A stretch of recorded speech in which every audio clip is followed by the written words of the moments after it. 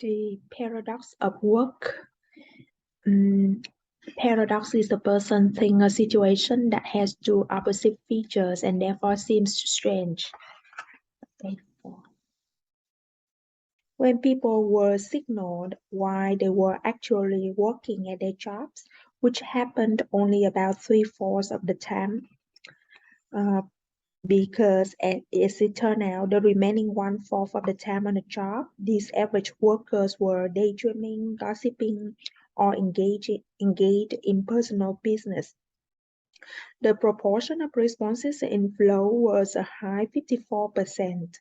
In other words, about half time that people are working, they feel they are confronting above average challenges and using above average skills. In contrast, when engaged in leisure activities such as reading, watching TV, having friends over, or going to a restaurant, only 18% of the responses end up in flow. The leisure responses were typically in the range we have come to call apathy, characterized by below average levels of both challenges and skills. In this condition, people tend to say that they feel passive, weak, done, and dissatisfied. When people are working, 16% of the responses were in the apathy region. In leisure, over half, 52%. When people were in flow, either at work or in leisure, they reported it as a much more positive experience than the times they were not in flow.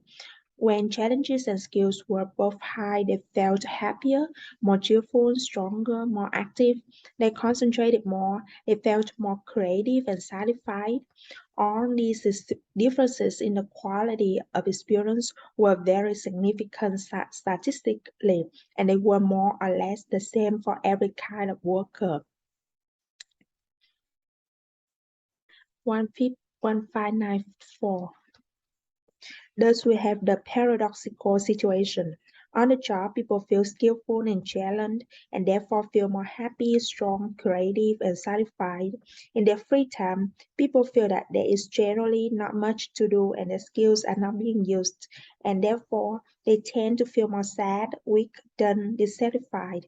Yet they would like to work less and spend more time in leisure.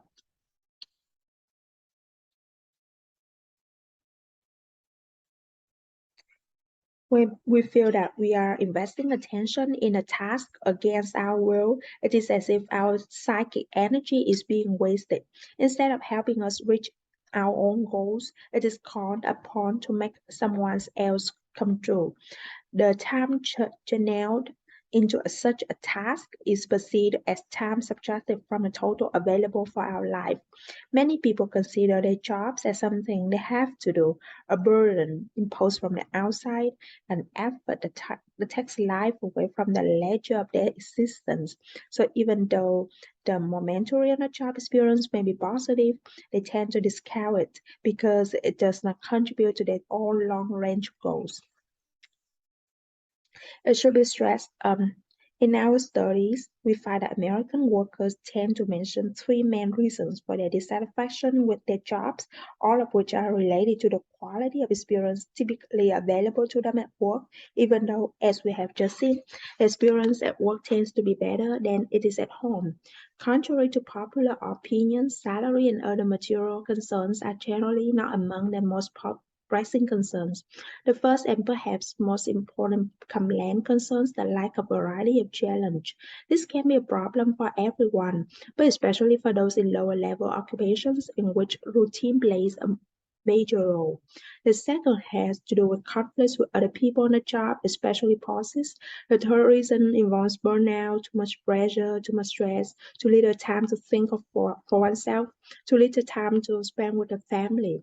This is a factor that particularly troubles the higher echelons, executives, and managers. Such 160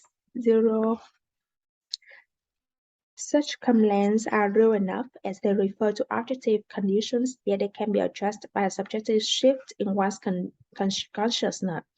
Variety or challenge, for instance, are in one sense inherent characteristics of jobs, but they also depend on how one perceives opportunities.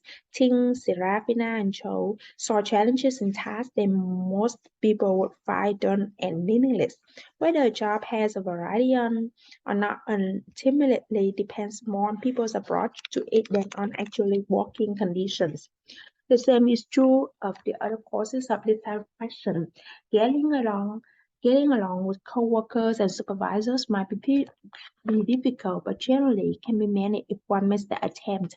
Conflict at work is often due to a person feeling defensive out of fear of losing face. To prove himself, he sets certain goals for how others should treat him, and then expects rigidly that others will fulfill those expectations. This rarely happens as planned, however, because others also have agenda for their own rigid goals to be achieved. Perhaps the best way to avoid this impassive Impasor is to set a challenge of reaching one's goals while helping the boss and colleagues reach theirs. It is less direct and more time-consuming than forging ahead to satisfy one's interests, regardless of what happens to others. But in the long run, it seldom fails. Finally, stresses and pressures are clearly the most subjective aspects of a job, and therefore the ones that should be most amenable to the control of consciousness. Stress exists only if we experience, and it takes the most extreme objective conditions to cause it directly. The same amount of pressure will wield one person and be a welcome challenge to another. There are hundreds of ways to relieve stress, some based on better organization, delegation of responsibility, better communication with coworkers and supervisors. Others are based on factors external to jobs such as improved home life, leisure patterns, or inner disciplines like transcendental meditation.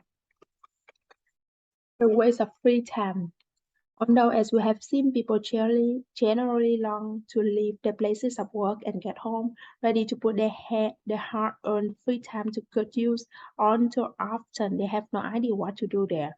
Ironically, the jobs actually easier to enjoy in free time because like flow activities, they have built-in goals, feedback, rules, and challenges, all of which encourage one to become involved in one's work, to concentrate and lose oneself in it.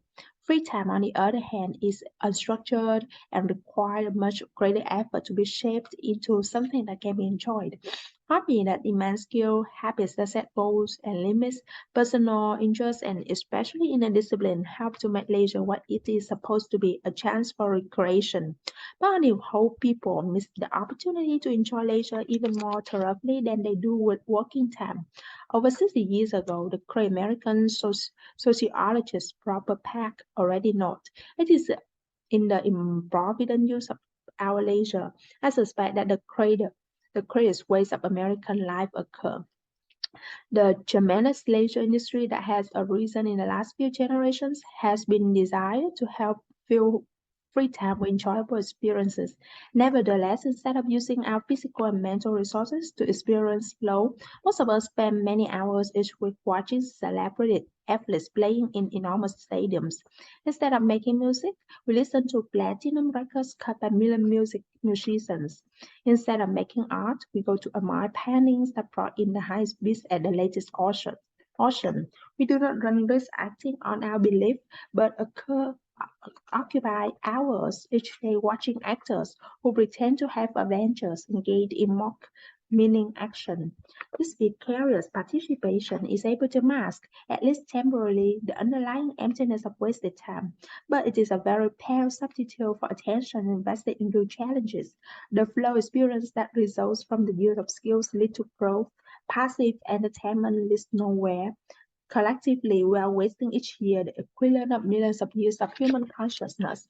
The energy that could be used to focus on complex goals to provide for enjoyable growth is wandered on patterns of stimulation that only mimic reality. Mass leisure, mass culture, and even high culture, when only attended to passively and for extrinsic reasons, such as the wish to flaunt one's status, are parasites of the mind.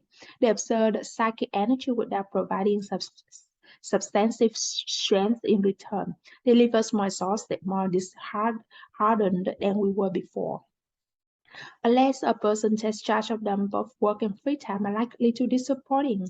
Most jobs and many leisure activities, especially those involving the passive consumption of mass media, are not designed to make us happy and strong. Their purpose is to make money for someone else. If we allow them to, they can suck out the marrow of our life, leaving only feeble husks. But like everything else, work and leisure can be appropriated for our needs. People who learn to enjoy their work, who do not waste their free time, and end up feeling that their life as a whole have become much more worthwhile. The future, Rose C.K. Frybill, will belong not only to the educated man, but to the man who is educated to use his leisure wisely.